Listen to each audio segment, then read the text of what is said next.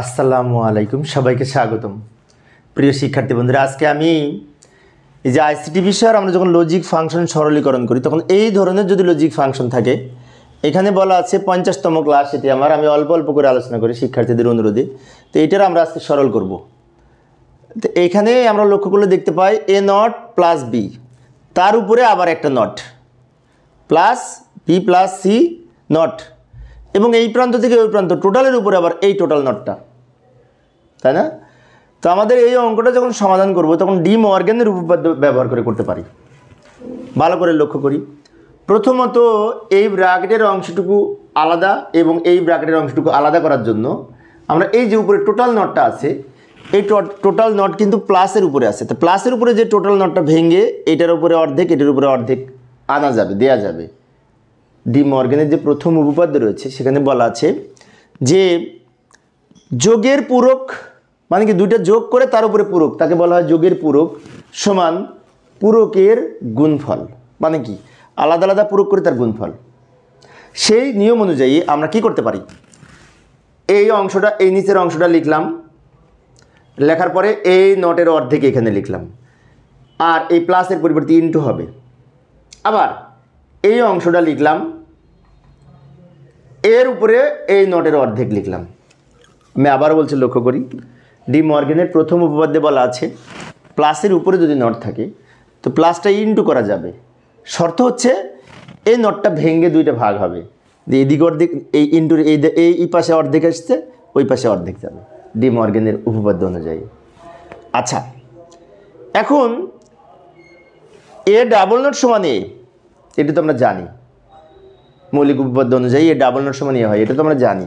তো এ double not সমান যদি এ হয় তাহলে এই ডাবল নট কাটা যে এটা হবে। সেজন্য আমরা নিচের লাইনে লিখতে পারি এই যে এ নট প্লাস বি, অর্থাৎ এই অংশটার মান আমরা এটা পেলাম। ডাবল নট চলে যাবে, ডাবল নট থাকা না থাকা সমান কথা। আচ্ছা, এবার পরের অংশটা আমরা লক্ষ্য করলে দেখতে পাই বি প্লাস সি নটের উপরে আরেকটা নট, তার মানে কি এখানেও কিন্তু প্লাসের উপরে নট। এখানে আমি এই নটের পরিবর্তে যেভাবে ইনটু লিখেছি, দুইটা ভাগে ভাগ করেছিলাম, এই নটের পরিবর্তে ইনটু লিখে দুইটা ভাগে ভাগ করেছিলাম। আবার এইখানেও কিন্তু সেই ডি মর্গ্যানের প্রথম উপপাদ্য অনুযায়ী এটাকে আবার ভাগ করা যাবে।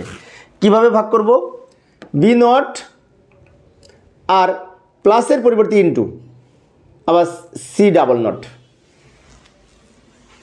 আবারও লক্ষ্য করি, এই নটটা ভেঙে দুই খণ্ড হয়েছে, ফলে সি এর উপরে আগে একটা নট ছিল আর একটা নট যুক্ত হয়েছে, আর প্লাসটা ইনটু হয়েছে ওই যে ডি মর্গ্যানের উপপাদ্য অনুযায়ী। এখন সি ডাবল নট সমান কিন্তু সি, এ ডাবল নট সমান যদি এ হয়, সি ডাবল নট সমান সি, তাহলে আমরা পরের লাইনে লিখতে পারি A not plus B into B not আর সি ডাবল নট সমান সি। এবার এটা গুণ করব, এটা আর এটা গুণ করব, জাস্ট এটার সাথে এটা গুণ করব। A not B not C, যদি এটার সাথে এটা গুণ করি এটা পাবো এ নট আর বি নট সি প্লাস, আবার এইটার সাথে যদি এইটা গুণ করি B into B not C, এই যে এটা পাবো বি নট সি, বি লিখেছি আর এটা লিখেছি, গুণ করলাম, জাস্ট গুণ করলাম, এটা ব্র্যাকেট তুলে দিয়ে এটা গুণ করে এখানে লিখছি। এখন বি ইন্টু বি নট সমান কিন্তু 0, তাই না? এগুলো মৌলিক উপপাদ্য, এগুলো কিন্তু মনে রাখবো। অ্যান্ড অপারেশনে বি ইন্টু বি নট সমান 0, তাই 0-র সাথে সি গুণ করলে 0 হয়। তাহলে আমরা লিখতে পারি A not B not C plus এটার মান 0। কীভাবে 0? বি ইন্টু বি নট সমান 0, তার সাথে সি গুণ করলে 0, এবং সবার শেষে এইটার সাথে যদি 0 যোগ করি তাহলে এইটাই হবে, 0-র সাথে যাই যোগ করি সেটা হয়। এটাই হচ্ছে উত্তর, এ নট বি নট সি। তো প্রিয় শিক্ষার্থী বন্ধুরা, এই ছিল আমার আজকের আলোচনার বিষয়। আমি শিক্ষার্থীদের অনুরোধে অল্প অল্প করে আলোচনা করি যাতে শিক্ষার্থীরা বোরিং ফিল না করে। তো পরের ক্লাসে কি আলোচনা করবো একটু দেখে যাই, 51তম ক্লাসে কি আলোচনা করব। এই যে এই অঙ্কটি সমাধানের চেষ্টা করব।